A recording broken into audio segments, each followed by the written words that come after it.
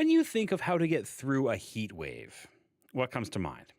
Now, a lot of the advice we get these days, things like a fan maybe, or air conditioners, even a cold cloth from the freezer, they all involve electricity. So what happens in a heat wave when the power company turns the power off? It's a situation that thousands of Californians have been dealing with all summer. Up to 12,000 people could see their power shut off tomorrow across Northern California. Power companies in the U.S. do this to prevent wildfire, and it could soon be a reality here in BC. Jennifer Wilson is with the CBC Climate Solutions Show. What on earth? She's been looking into the spread of preventative power outages across North America. Jennifer Wilson, good morning. Good morning, Chris. Power companies turning off the power for safety reasons. It's something they can already do. What makes this different? Right. So if conditions get really hot, really windy, really dry all at the same time, the utility will basically turn off the electricity supply. And they do this because they don't want high winds or a falling tree to bring down a power line that could then spark a fire. And this is not the same thing as what they already do here in Canada, which is turning off power lines during an active wildfire. And that's when fire is expected to cross over the transmission lines. The kind of power cut we're talking about here is something they would do proactively, even with no fire in the area, and it's called a Public Safety Power Shutoff, or a PSPS. A lot of people listening might be familiar with this idea. I know you are yourself. It was a big story in the spring in the Interior when FortisBC announced this kind of policy.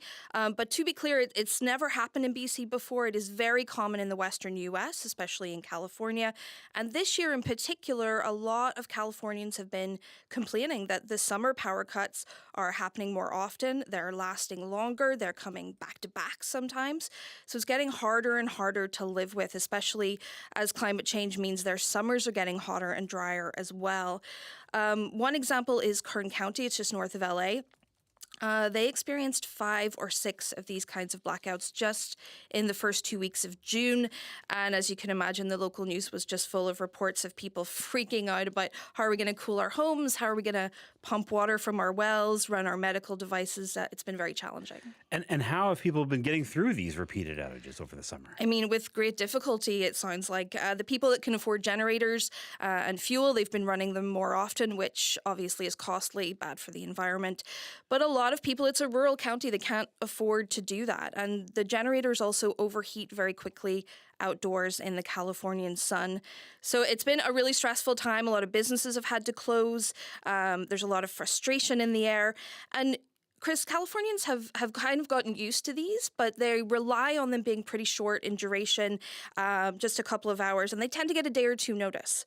But that hasn't always been the case this summer. There was one story in particular from Northern California this June about an outage that came without any warning to one community. It really scared people. Elizabeth Tidd relies on this oxygen tank for her to breathe. But when the power shut off in the middle of the night, she was scared for her life. I was really afraid. When the power shut off in the middle of the night. Okay, well, that clip sounded a bit funny. They cut the power off to the clip. They cut the power off to the clip. But basically what she says is, I thought I was a goner. My oxygen tank went off. And these power cuts, they do usually make the news. They're kind of the bread and butter of local news stations down there. But when they come without warning like this to vulnerable people, it is really starting to get notable.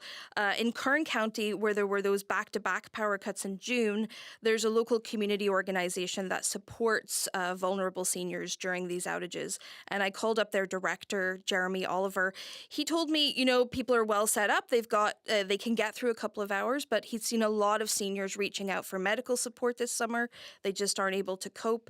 And this is interesting for us here to watch, as I said, in BC, because earlier this year, as you know, FortisBC, they provide electricity to parts of the southern interior, announced it was giving itself this option to use these types of preventative power cuts during wildfire season in places like Princeton and Colmont. And it's the very first time a utility in BC has done this. All right, so let's get into the implications then for BC. As you say, parts of the province are already on alert that this could happen, approved by the BC Utilities Commission. So what's next then? Well, you'll remember very well that people in Princeton and surrounding areas really fought hard against this. So I went out there to speak to them and see how they're feeling, if they're preparing. You know, the dust has kind of settled on this and they've lived through most of their first summer under this policy. I found that people are still really worried. They're watching what's happening in California. They told me, okay, this is just a policy right now. It's theoretical, but we don't know when this is going to happen to us.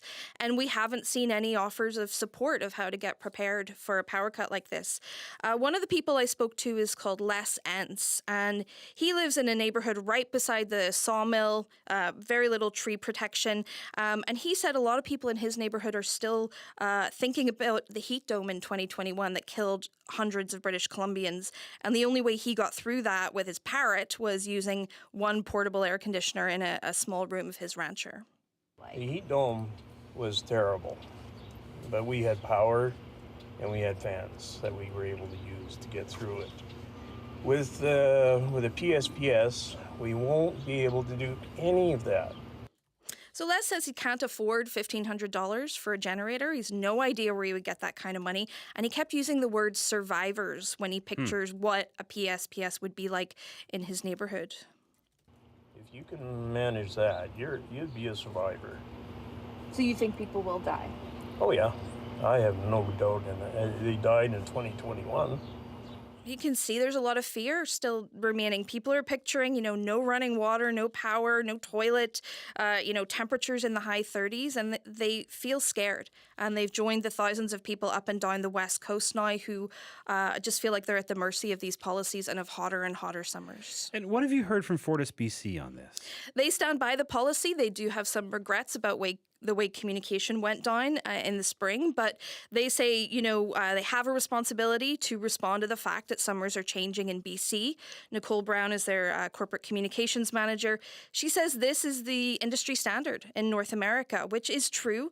I asked around all the major utilities in Canada. 2 power companies in Alberta have these policies. Newfoundland Power is looking into it, and BC Hydro is saying it won't bring one in this year, but it is exploring the possibility for the future. So it's something that could be coming to other parts of the province soon. Now, when we were covering this, I talked to a utility in California who the local governments ask them to provide generators, to provide cooling centers. The utilities themselves step up and help mitigate those problems. Yeah. If more parts of BC and Canada could be dealing with this, how are people getting prepared and what role are the utilities themselves playing in that? Well, I think that's definitely a big learning from California. Again, I asked Jeremy Oliver in Kern County, what do you do? And he said community advocacy is really what has led to the utilities stepping up and stepping in.